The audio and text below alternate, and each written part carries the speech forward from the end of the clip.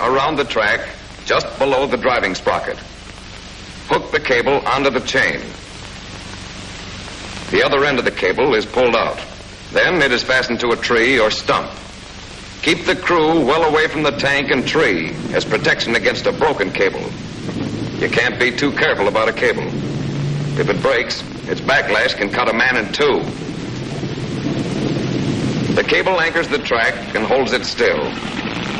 And the tank pulls itself out under its own power. That wasn't so hard, was it? But suppose there are no trees around to fasten your cable to. Then use this method. Cut a log about 3 feet long and 4 inches thick. Place it under the track and fasten it by running the chain over and around both the log and the track.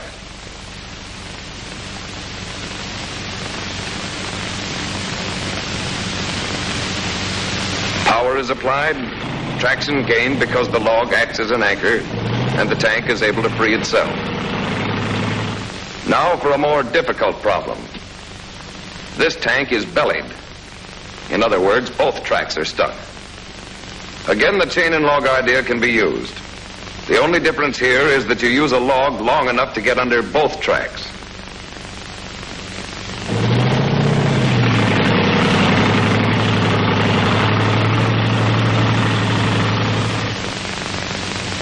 The cable method can also work. You stagger the tank out, first pulling one side a little, unhooking, and then switching to the other side. The rest of the setup is the same as with one stuck track. Here's still another way of doing it. First, dig out in front and under both tracks. Then, block up with some logs. Be sure the logs are jammed well under the tracks. The logs help lift the nose and supply traction so the tank is able to climb out under its own power.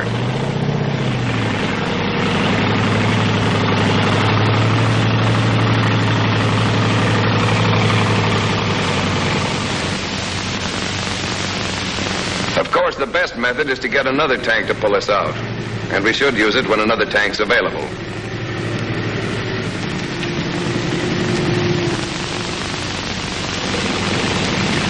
Mud is our worst enemy. Even though it isn't deep enough to bog us down, it will still stop us on a steep hill.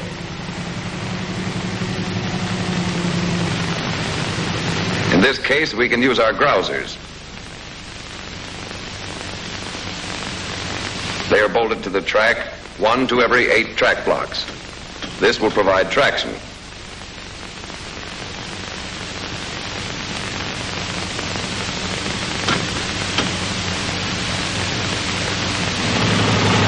With the grousers on, the tank pulls right up the hill.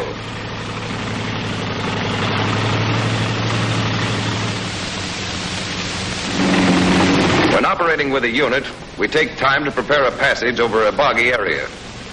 In this case, we build a corduroy road.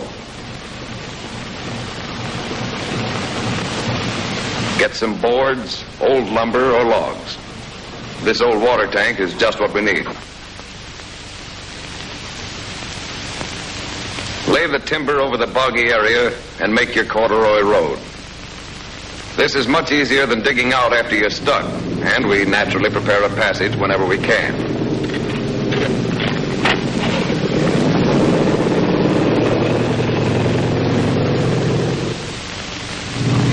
Loose sand will also cause us plenty of trouble if we try to take a large column through.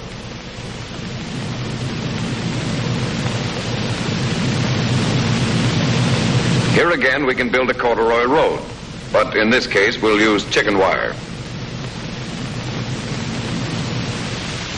Practically every farm has some around someplace, and if you're in a hurry, you take it.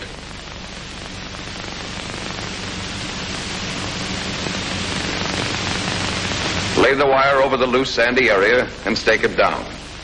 Use tent pegs or small pieces of wood. The tanks can now move on without any trouble.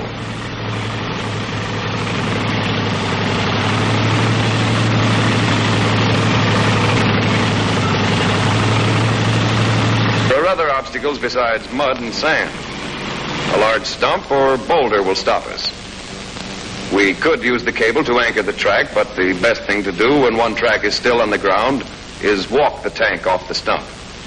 In other words, let the vehicle spin itself off.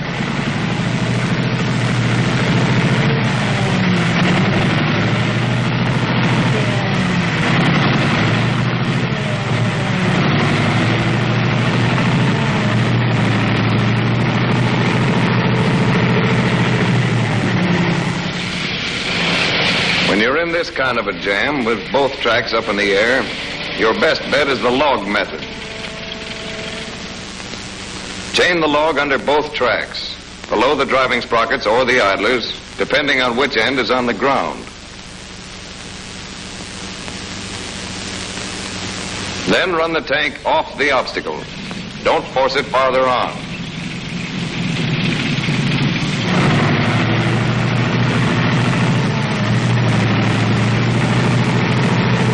Blocking up under the tracks with logs or rocks will also work.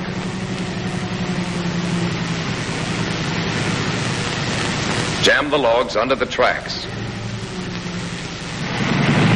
The tank is again able to move off by itself.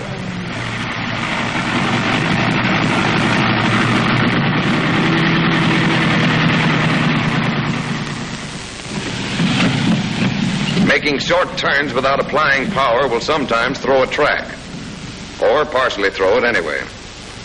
In this case, the track is thrown to the inside. Here's what to do. Place small sticks of wood at an angle across the track. They can be round or square, long or short, 2 or 3 inches in diameter. Anything that will supply leverage between the track and the bogie. The action of the bogie against the wood will tend to force the track back to its proper position.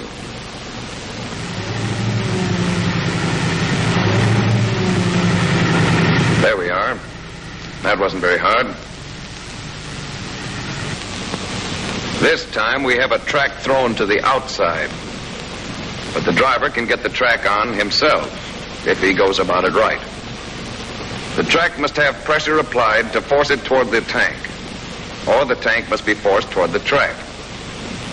Hold the steering lever of the left track and move the tank backward. This forces the front end of the tank to the right and applies pressure against the track so that it is forced back on the sprocket. If the track is thrown to the inside, you repeat the procedure, except you move forward.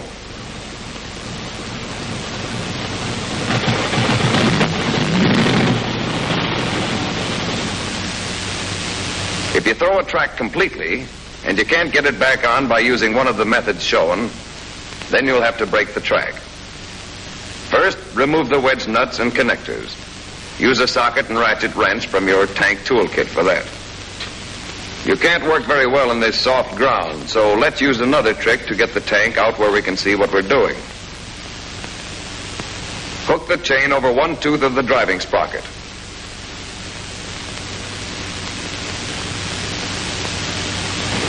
Then attach the cable to the chain.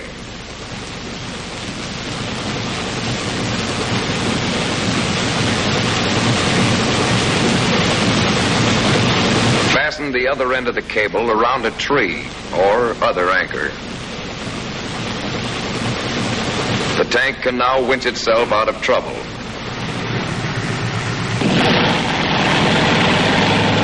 But the job isn't finished. We still have to get that track back on. Roll the track ahead of the tank and lay it out in front of the bogie wheels.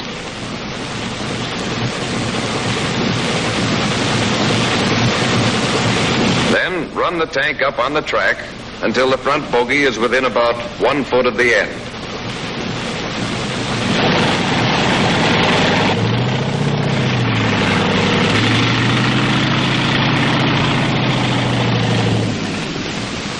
Pass the other end of the track over the idler wheel and track support rollers.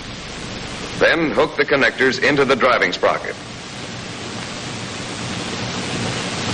Apply power, and the track is pulled around. This takes up the slack and maintains tension.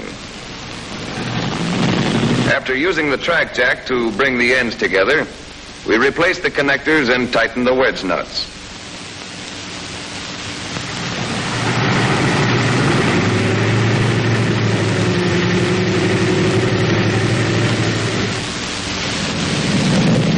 Sometimes this happens, and when it does, you will need the help of at least 3 tanks to right your tank without further injury. The tanks have to jockey into the proper position.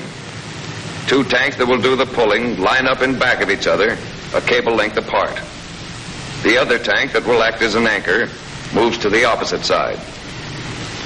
Pass the cable of the second tow tank over and around the tip tank and fasten it to the side resting on the ground.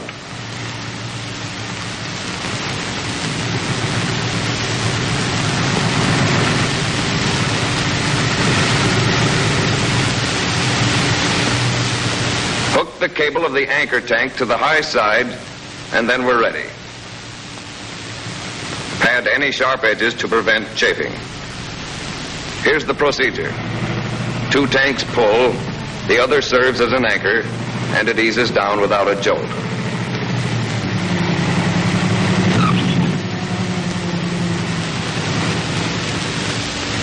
Whenever you've spilled your tank, don't forget first echelon maintenance.